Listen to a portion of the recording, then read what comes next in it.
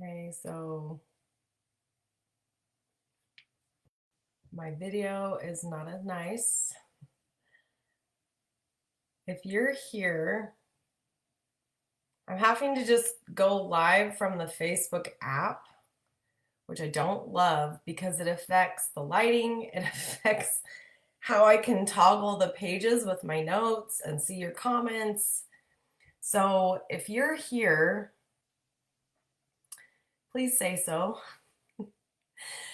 And I don't know, I'm just bummed because the lighting is so bad when you just use the live feature versus being able to stream. And I don't know why I can't stream. So I apologize for the delay.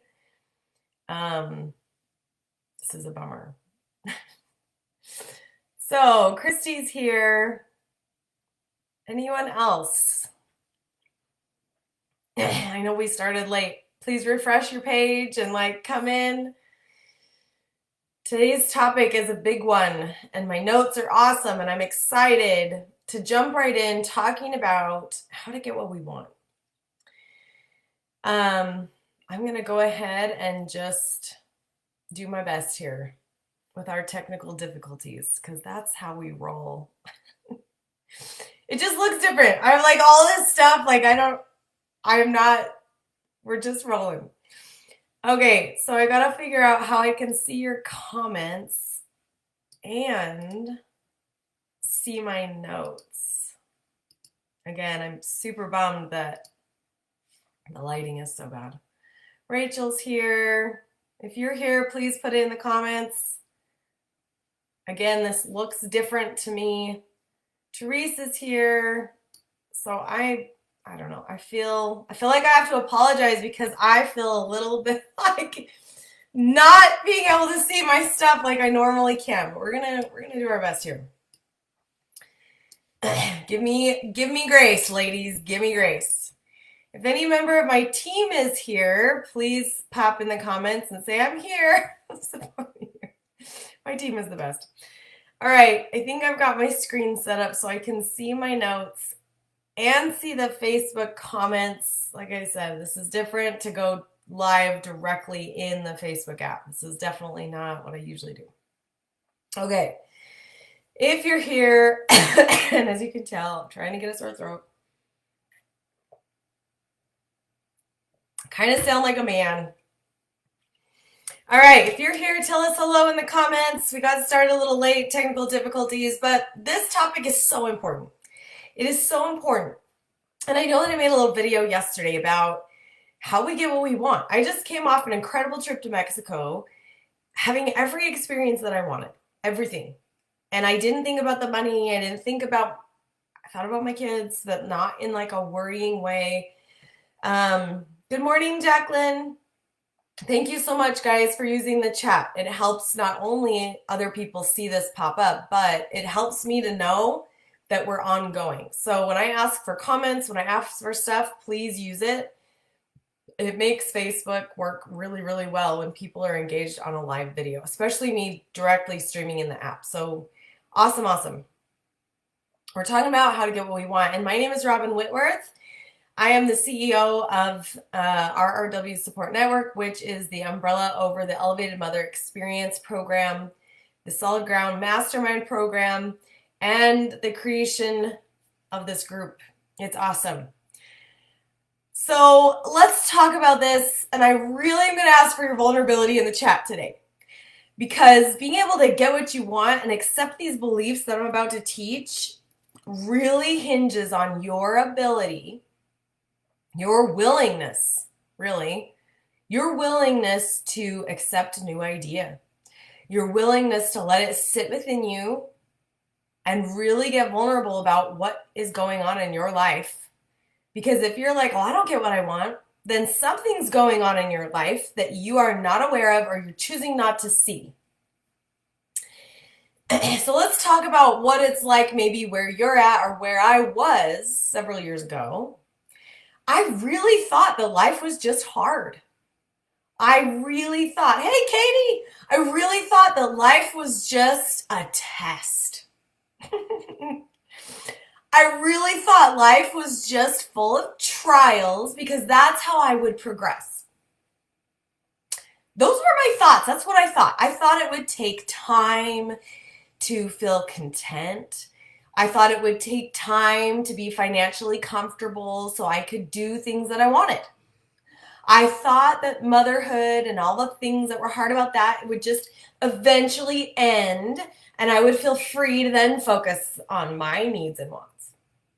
If you're like resonating with any of this, put it in the chat, please. It helps me to know if what I've prepared is going to matter, which is really important to me and the group and anyone that rewatches this to know they're not alone if you resonate with this stuff.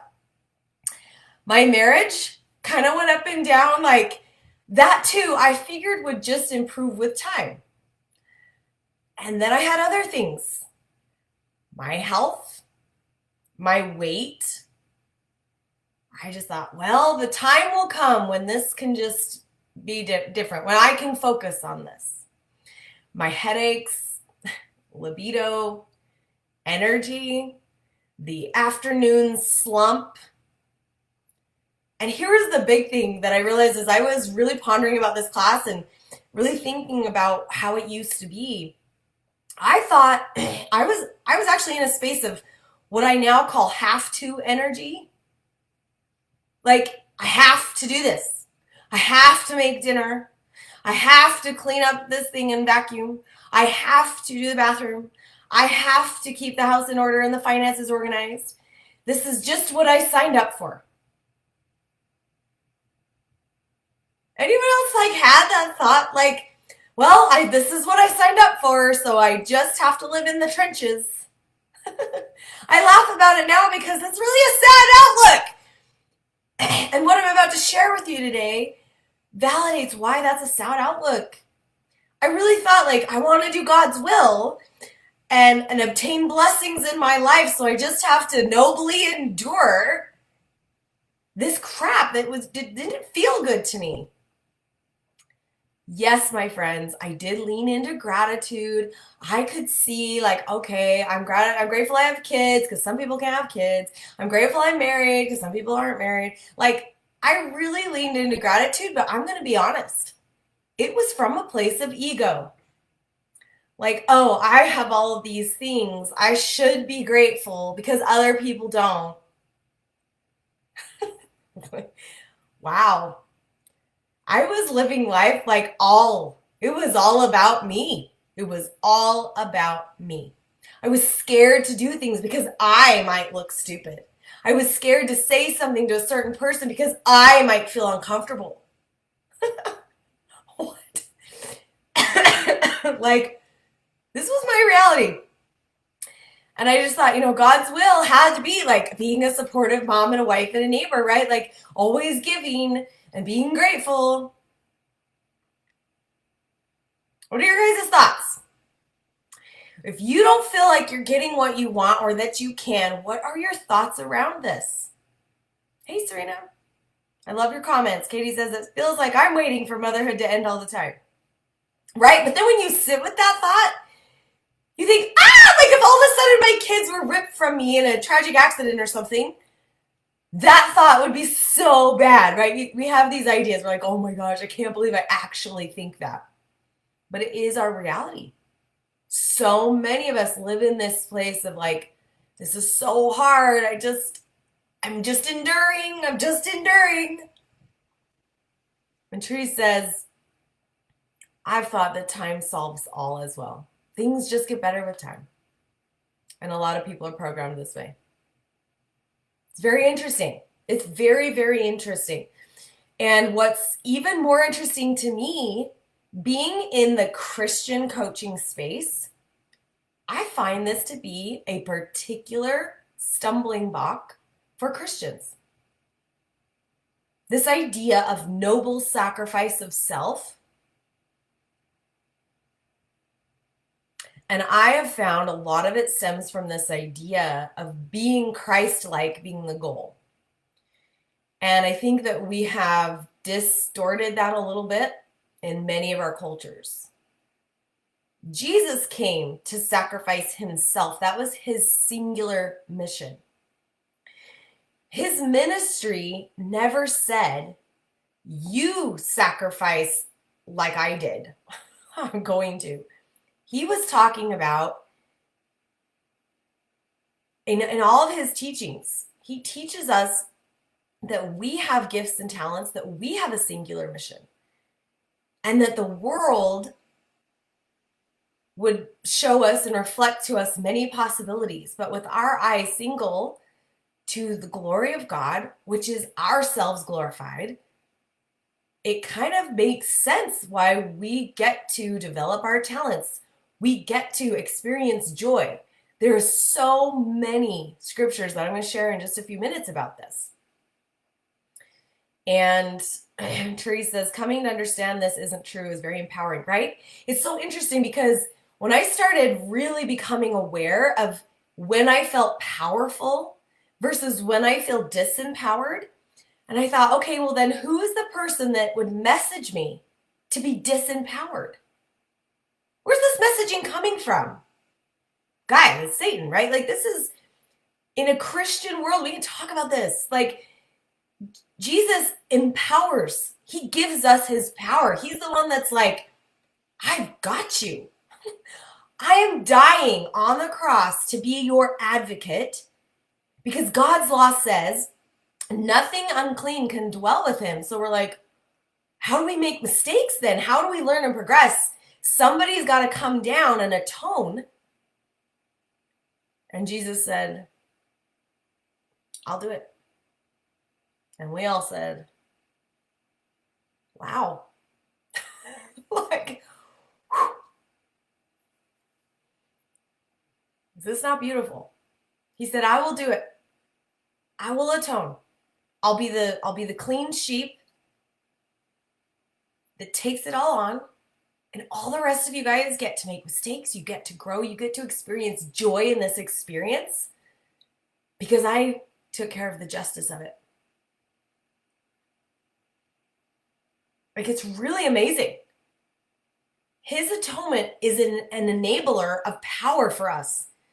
We can go and make mistakes and we just repent. We course correct all the time. And Jesus says, you can do it 70 times 7. It doesn't matter.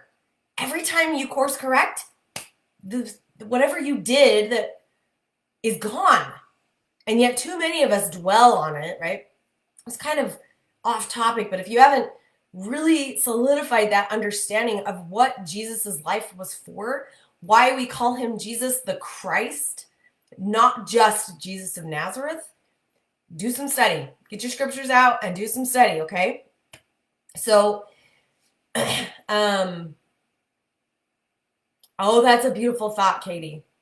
I was thinking yesterday how Christ is limitless. So if we are made in his image, then we are limitless. So why do we put limits on ourselves? Sit with that, man. Sit with that. That is a beautiful awareness. Beautiful. Not only that, so many times we get caught up in Christianity of being like, well, this is just my mortal experience. One day I'll be whole and I can have joy. I just have to make it through. Jesus came and was a human and showed us how being human made him more powerful. Our human experience empowers us. This isn't just something we have to endure. The experiences we have here are going to shape everything that our intellect and our soul gets to understand about our existence, right? So back to the thoughts of, this is just what I signed up for. I started to hear a different story, just like you guys are here today. This is so awesome. You're hearing a different story. You're willing to be curious. You're willing to accept a new idea. And so a few years ago, I thought, probably like 8-10 years ago, I started to hear a different story from people. I started getting into circles, Facebook groups, people like reading books that someone online was like, man, this book changed my life. I'm like, you know what? I'd like a life change. Maybe I should read that book. I started hearing a different story. I started picking up books that talked about how it's our thoughts about a thing that make what that is for us. Not everyone sees things the same way. That my experience was what I was making it. And the biggest piece of all that began driving my willingness to change was that multiple witnesses, these books, these people told me they had done this. Like their entire life shifted when their belief system shifted, that their thoughts changed, and thereby their entire life experience was changed. And I will tell you, when I first heard those kinds of ideas, I would get kind of this heart flutter. I would get this feeling. I would get chills. Anyone feeling this? I would get this feeling. I started to realize it was hope. Hope was rising within me that maybe there was something different. Maybe I had been living in this idea of self-sacrifice and that life was a test and that it was hard, and maybe I had misconstrued some things within my thoughts. Maybe it was just me having this experience. And I was around people that were validating that. But then when I saw these other circles that were not validating that, and they had more money, seemed like more choices. It seemed like even though their kids had medical issues, sometimes they weren't freaking out about it, to the point where I think their kids actually didn't get as sick as mine as often. I don't know. I started to put some things out there.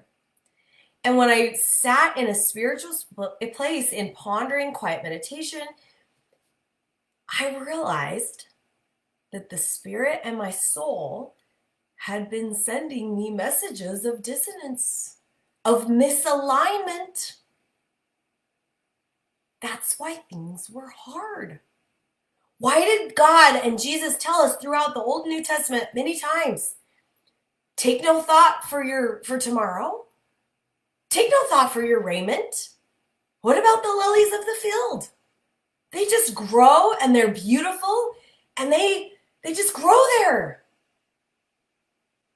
Like what? My soul had been sending me messages for years that something was out of alignment. And I just took it that life was just hard. And I'm like, wait, that idea is out of alignment of truth. That's why I felt like this. Well, I can't do that, and I can't do this, and I don't know, blah, blah, blah, blah. Since I've become more in alignment with truth, life is getting effortless. I'm learning when Jesus was talking about joy and that I'm supposed to experience joy. I've got Ecclesiastes 2 to throw at you. I've got Matthew 6. I got Luke 11. These scriptures,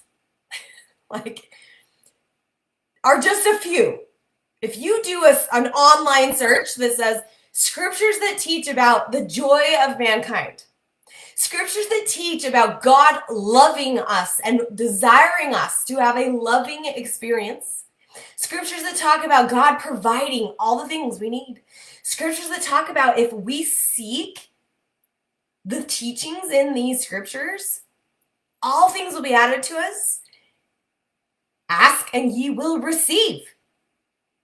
And I got thinking, I'm like, okay, was this hard life, exhausting life, money tight life, sacrificial life I was living God's will? Think about it, guys. What?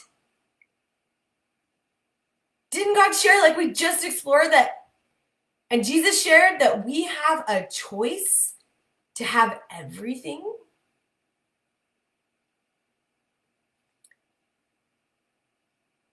I have a whole list of scriptures that talk about our choice. Going back to Genesis, right? When he says, of every tree thou mayest freely eat, and I'm going to share with you some consequences you get to choose. It was Satan's plan that said, oh, no, we don't want to experience pain and joy and understanding. That would be scary. Everybody gets an award. I want everyone to go down and just make it. We'll just make everyone do the same thing. They'll just go down, choose God, and do this thing. They don't have to go through this whole thing. And there was a great number of people, if you believe in the premortal realm and books about that said, I kind of like that idea. And Jesus and God said, I think that you're going to learn a lot by your choices. It won't mean anything to you if you don't choose it. This way of progression, of light, of ease, of having all the things. And we're all like, hey, I like this plan. Okay? Back to the Garden of Eden. You get to choose your experience. How about Genesis 4:7? If you choose this, then you can have this. If you choose this, you can have, like, God was clearly saying we have a choice in the matter.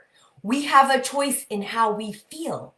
It started to make sense to me, and I've got Deuteronomy 11, Deuteronomy 30, Joshua 24, choose ye this day. We have the choice in our experience. I was like, all these books have been talking about this. There's like this huge revolution through the early 2000s of books coming out about this idea that our thoughts could be our choice, which then became our reality. And I'm like, what? This has been in the scriptures the whole time? That my thoughts were my choice, my reality, my experience was my choice? So what was I asking for then? What was I choosing to have this sacrificial life? Why did I think I was just doing noble deeds and suffering for it? Like, what? Didn't Jesus die so I could make mistakes and learn and progress and not suffer? That was his singular mission, so that I could have repentance. I could have peace all the time. And Jesus clearly said, peace I give unto you, but not the way that the world gives it to you. When we start to understand this, we're like, oh, I can have peace all the time. I can have happiness all the time. Like, when I really leaned into the idea, the Spirit started sharing with me that these were true ideas. The dissonance started to shift. The misalignment started to shift. I leaned into the idea that God desired my happiness. I leaned into the idea that I was in charge of my joy with my thoughts, and that he had created the ability within us to choose. He made it clear it was my choice to ask for what I wanted. Ask and ye shall receive, knock and it will be opened. That means I have agency. That means I'm an agent to myself in my life. Not just reacting to what's around me. I'm not just placed here and like, good luck. Like, he actually created a pathway where I could choose joy, fulfillment, happiness. And isn't that when we say, oh, I just want more money, I just want this different job, when we want something, what we're seeking, and this is a big point, if you've got notes, come back to us, take some notes. When we're asking for what we want, I totally lost my train of thought. When we're being an agent to ourselves and we are asking for what we want, that is where our joy will be found. When you get what you want and you are feeling the best of yourself, is that not when you give the best of yourself? That's when you can be the better wife, the amazing mom. Like, there's so much in this. So the beliefs that I'm sharing with you that I would love for you to take notes on is that when you choose what you want, you actually make the choice. I'm choosing this. That will bring you joy. That is God's will. Do you see this? Share with me your thoughts. Any thoughts? This is a belief you get to start working with to start shifting what's going on in your life. And I'm going to share right now that inside the Elevated Mother Experience program, you will get so much support with this. If it's kind of like, oh, I don't know, you will get so much support with this. We have a whole workbook that will help you to see the evidence of this. So the first belief is that you do choose your experience. It's a belief you get to start having. Oh, if this feels hard, this is actually a choice. What? You see how empowering that is? Like, wait, I really have the power for my life to like do this. That when I choose my happiness, that's what God wanted for me. Because he already created everything, right? There's nothing else he's going to create. It was all created in the beginning through his word. That tells us I create through my word, my beliefs.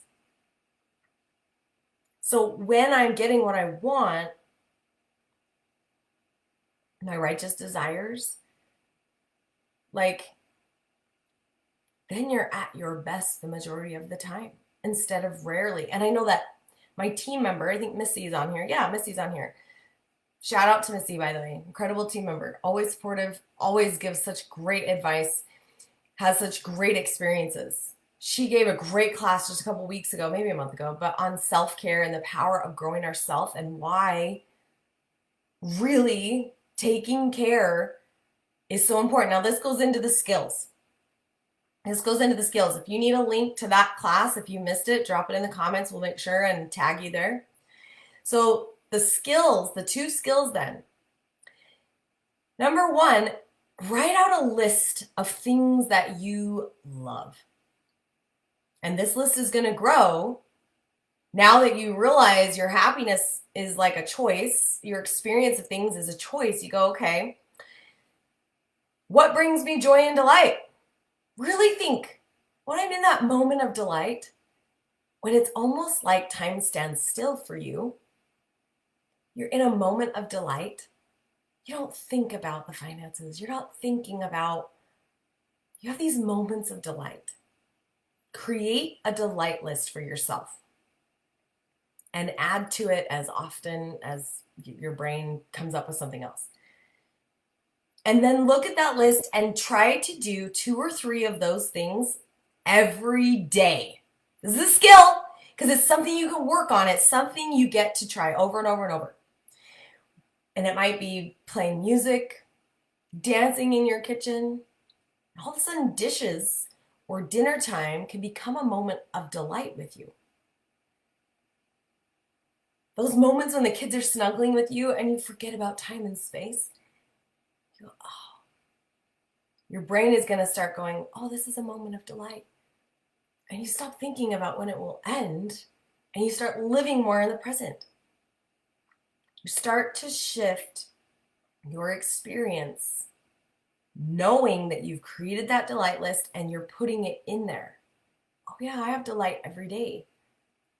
All the things will start to shift, I promise. I can testify, and if anyone's in the program or my team, like, everything starts to shift when you take back responsibility for your experience and you start adding in the awesome fun or seeing things fun. All of a sudden, the tunnel you thought you were in starts to dissolve and you realize it was just your mind that created the tunnel. There's no light at the end of the tunnel anymore. The tunnel is gone. You're just living. You're living an incredible life every day. By adding these little delights in every day, you're going to increase your presence. You're going to increase your happiness. You will start getting more of what you want because you're choosing it. More and more and more. Skill number 2, exercising faith. Faith is definitely something we work on. Look for the miracles. Accept the miracles without judgment or justification. So when you're sitting there snuggling with your kids on the couch on a Saturday night movie, you're not sitting there on your phone or sitting there thinking about your finances or whatever. You're actually present. You're actually sitting there going, oh, what a miracle that all my children are healthy. They're sitting with me today. Oh, what a miracle. My car just starts every day for me. You could say that's a gratitude practice, but really lean into the idea of faith, that you're looking for the miracles. You're looking for the shifts in your mindset. That is a miracle. The idea that we can even change and do this is a miracle. Exercise your faith daily by looking for the miracles and accepting them as miracles. A lot of people I'll share that with, and they tell me, like, I didn't even recognize that till you pointed it out to me. But as they're longer in the EMX program and we have one-on-one sessions, and I get my eyes on your life and we get your eyes on what's going on, what's the data, what are the patterns, then I and other people that are facilitating the program, we can go, look, these are the miracles. Sometimes we're so close to our lives, we just don't see. We're so like, we've been in this caged mindset for so long. We've been looking at the same four walls that we quite literally are in a box. And until an outside, unbiased source comes in and points out the holes and the window and the door to get out, sometimes we stay in there for a long time. So exercising faith by looking for the miracles and not judging it. Be like, well, that's not really a miracle. Oh, that's a miracle because my mother-in-law would have never come at that time. Like, really stop justifying and judging miracles that are happening in your life every day.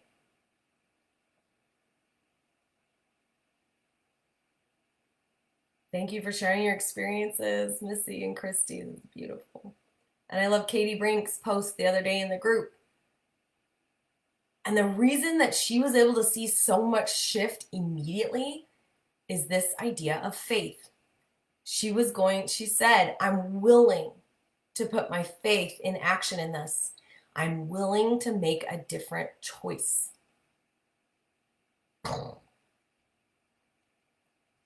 So, 2 beliefs, 2 skills.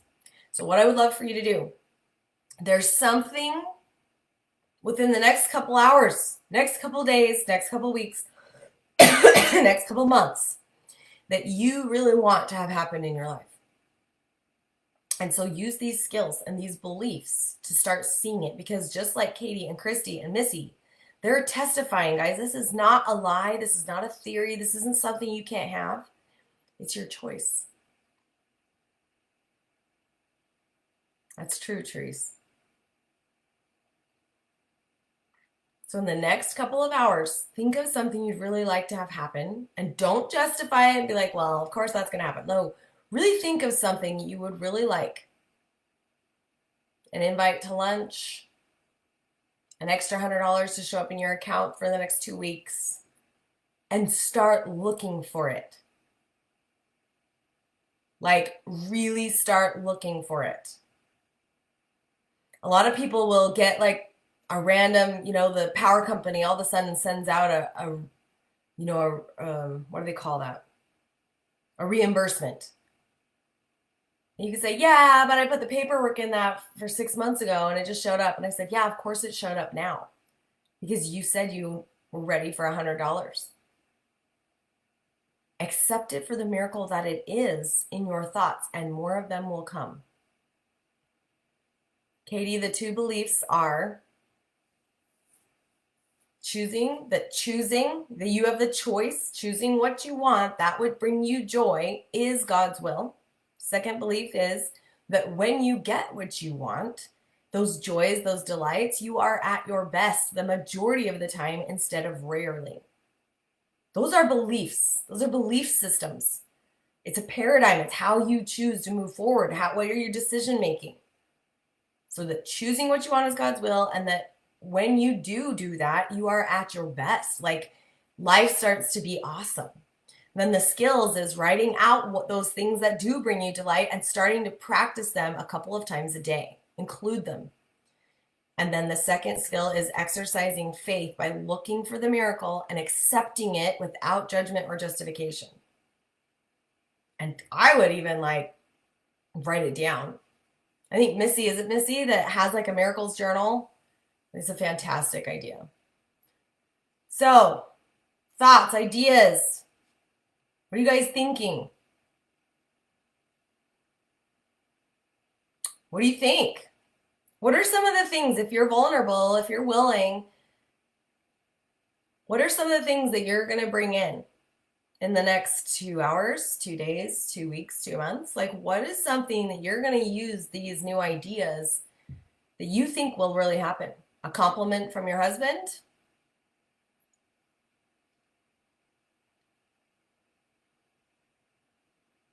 Your friend offering to pay for lunch?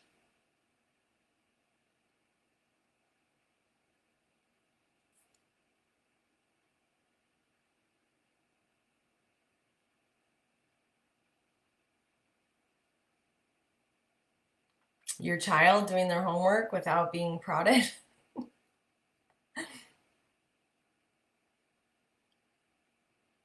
Right? Faith precedes the miracle. But what's also interesting, Christy, is so many times we were receiving and we like aren't, we're not choosing to see it, right?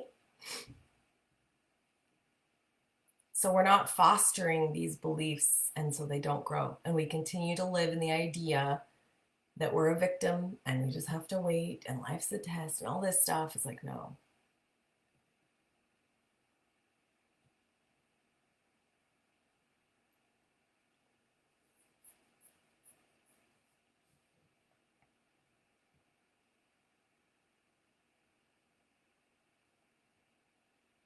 You know, some people spout the scripture that Jesus shares, you know, I'm not seeking my will, I seek the will of the Father. And you have to realize, you really have to realize what Christ's mission was. You know, when you're talking about choosing what I want is God's will, it's like, no, God's will is God's will, and I'm supposed to choose his will. It goes around. Jesus was like, he was, if that's the perfect example, is that when he was saying that, he's like, this whole thing was the plan. So by me choosing to go through with this, of course it's God's will. I chose to move forward with the mission. And so it's not a matter of Jesus having this own will. He was a singular, amazing, born of the Spirit human, right? He wasn't the norm. That's why we call him Jesus the Christ. He was the Messiah, the promised one to come and do all of that. So yes, we can be Christ-like by following his teachings, but we are never going to be Christ. He never asked us to be Christ. That was his mission alone. Keep that in mind. Whenever you feel like you have to sacrifice, really look at what that word means. Do your scripture study. It's more about this idea that I just taught, that we let go of the ego. We let go of the natural man. That's the sacrifice God's talking about. The idea that this world actually is like anything but just an experience for us to choose and to learn.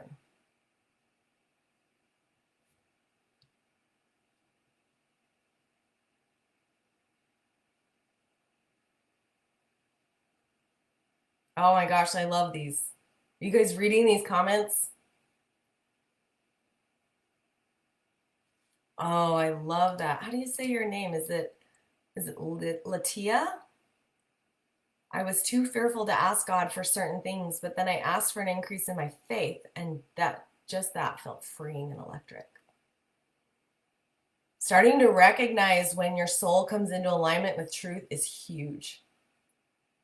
I was feeling like my money was tight paying my kids' school tuition. I trusted that God put that school in my life. I paid it in gratitude, and $900 of a late tax return showed up in my mailbox later that day. I was still able to buy groceries and birthday presents and feel joy and pay my bills. Dude, this stuff happens, guys. This stuff happens. I'm working on getting my realtor's license, growing my income, and getting out of debt. Yes. Let's start shifting the language, Jacqueline. We're not working on it. I have no doubt. I have no doubt. Getting my realtor's license is growing my income and my debt is decreasing. You could also have an affirmation around debt. A lot of people have a lot of negative feelings around debt. We should do a class on that, huh? I think I did once. I can't remember, but I need a large resource for a trip next week. I received a small amount of currency today, and even though it's not the amount required, I'm so grateful because it's the same energy and frequency as the required amount, so I'm letting it flow. Yes, Katie! Latia, thank you. Let's live in joyful expectation of the miracles. See the miracles. But I'm going to tell you, the more you live in joy and delight, the more you raise that vibration up to the if money, like wealth is something you're looking at, like that functions, currency functions at a certain vibration because it's an exchange. The law of compensation is in it. And so when you raise your vibration, all of a sudden currency flow can be something you experience all the time. Therese, one of the things around debt that I can just share real quickly before we hop off is to just shift the story. Write your story around debt and then look at how you can shift the story, right? Because you have the choice to change that. You have the choice to change that perception. And one of the things that I heard in a great book called Rich as F by Amanda Frances, she talked about, she's like, debt is just a predetermined decision to pay something over time. The end. And once I started to think about that, she's like, if you have faith in yourself that you like are moving forward on stuff, like what is this idea that this debt you got in was a bad decision? You're not someone that makes bad decisions. Start shifting the story and the energy shifts. But I'll look for any of the other money classes for you, Therese. So as we wrap up here, just know that these principles I'm teaching, they matter. This changes your whole life. And if you're ready to really start changing all the things with support, an unbiased approach, a workbook to keep this together so that it becomes a habit, it becomes the way you think, then I highly, highly recommend getting on a call with me or Miss Cherie and talking about the Elevated Mother Experience program. Like really getting into this material. We have an 8-video money module. We've got modules around energy, like vibration, like this kind of stuff. And there's scriptures. I mean, what's different about our program in one way is that we teach a lot of these principles that you'll see in like mindset or manifestation circles and corners and books.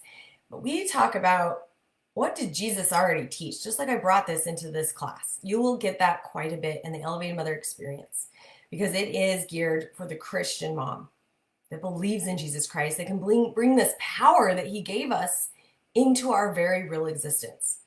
And a lot of people just aren't in a space where that's something that we're talking about. Where we're putting it together for them. We're paralleling these ideas. The world is like, oh, this is a new idea. And we're like, actually, it's been around since we've had records of the New Testament or Genesis. Like this idea of choice, this idea of creation, this idea of God loving his children and wanting them to have happiness, right? So awesome. You guys are amazing. Thanks for being here, even though we started 10 minutes later. Share this group with your friends if you're finding value, please. Open our mouths, right? Don't be the person with the light under the bushel. So have an awesome rest of your weekend. We'll talk to you all soon. Let's see, now how do I end it when it's